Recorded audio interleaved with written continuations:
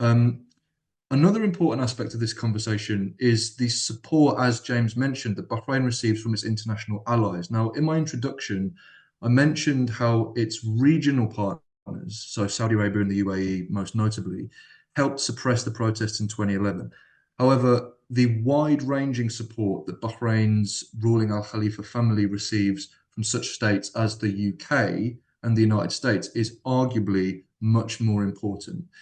The UK and US have long-standing relationships with all six Gulf monarchies, including Bahrain, with arms sales and various military ties, including training programs, and for many years, oil imports at the heart of these arrangements.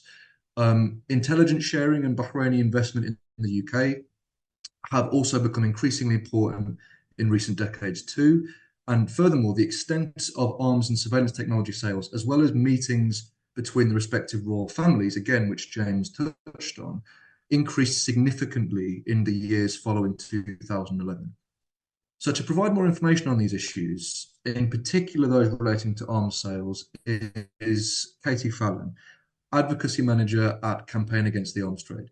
Katie, it's a real pleasure to have you with us today. Could you tell us about the nature of UK Bahraini arms sales, in particular since 2011, please? Hi, everyone, and thank you very much, Alex, and to the other speakers um, for their comments so far and for painting a real thorough picture of where we are.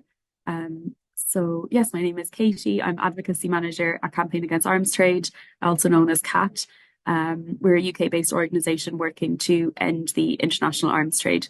And our priorities are to stop arms exports where they exacerbate conflict, support an oppressive regime, or break international law, which unfortunately we're increasingly seeing. It's not just violations of international humanitarian law, but war crimes, particularly in the Middle East. So in February 2011, mass pro-democracy protests were violently suppressed by the Bahraini regime. And following the crackdown, hundreds of people were unjustly detained, some of whom are still in prison. To this day, Freedom House ranks Bahrain as not free, and in 2023 only scored 12 out of 100 across political rights and civil liberties. Yet the UK has continued to export arms to Bahrain throughout this entire period before and after 2011. It is often listed as a core market for UK arms sales. That's up to 2020, despite its human rights record, which you've just heard in great detail is extremely concerning. So in the last decade alone, the UK has issued licenses for over 181 million worth of arms to Bahrain. And this is in addition to 80 open licenses for unlimited items. So that number of 181 million over the past 10 years, it's really important to highlight that that's actually that could be even only half of the amount. We tend to see that it can be about half between the single licenses and the open licenses. And that's because this system is constructed to avoid transparency. So for the open licenses, the UK government doesn't record what is actually exported, where it ends up, how much, if any. It'll be a long list of items with no information provided on the other side. So just to highlight that number is just the bare minimum of what's being exported. The single licenses include ML10 licenses for aircrafts, helicopters and drones, ML1, which is for small arms, that's for 29 million, ML3, grenades, bombs, missiles and countermeasures, that's also 29 million. ML5, so this is target acquisition, weapon control, countermeasure systems, 21 million, and ML9 for warships of 15 million, just on those single licenses. So UK arms exports were temporarily withdrawn in 2011 after public outcry. But of course, business as usual returned, everything turned to normal as soon as possible. And we've been exporting ever since. This has included other UK sales have included fighter trainer aircraft and transport aircrafts. And there was an unsuccessful but major push to sell the Eurofighter Typhoon combat aircrafts to Bahrain in 2013. The UK government has provided training to the Bahraini military and security forces. And I think something that's kind of already been touched on by some of the other speakers, and when James was speaking about sports washing, the UK has really renewed its military involvement in the Persian Gulf over the last 10 years. And this has been described by our partners War on Want as a new British imperialism. And I think that particularly kind of speaks to, for instance, horse shows, arms fairs in the UK, where there's always been a strong Bahraini presence, and that allows again for that person-to-person contact, not just the exports themselves, but the kind of political capital that it buys to be in those arenas at that time. So this relationship, and particularly the business interests of arms companies and their impact of lobbying the government, has led the government here to offer uncritical support to the Bahraini regime.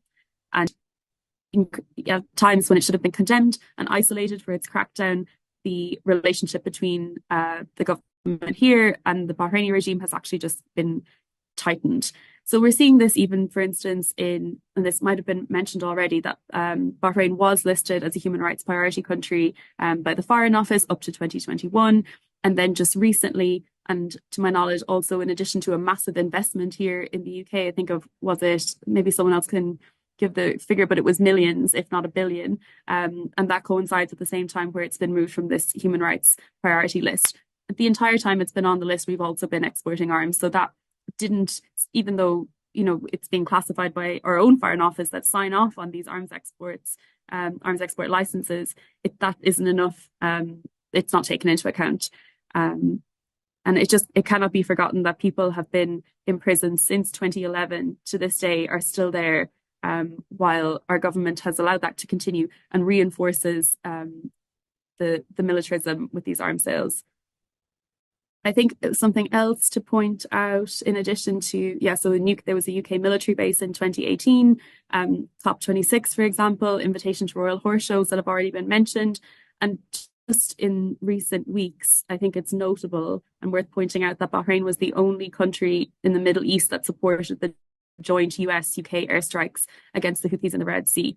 And we at CAAT, we have a statement on our website explaining our position on this, but it's kind of, I think, and this was already said as well, not supporting without question the Bahraini government. It's buying Bahraini's support for UK military intervention in the Middle East, even though there was no parliamentary scrutiny of these, and they have yet to be, they've continued the second round of joint US and UK airstrikes in an already frightening and escalatory environment. And having a country in the Middle East who will support that is a useful ally to have. So despite the fact that we keep being told that this relationship will build a strong human rights context in Bahrain, it's actually being manipulated on both sides to excuse actions that should never be taking place. And if anyone has any questions, I'll finish there. Thanks.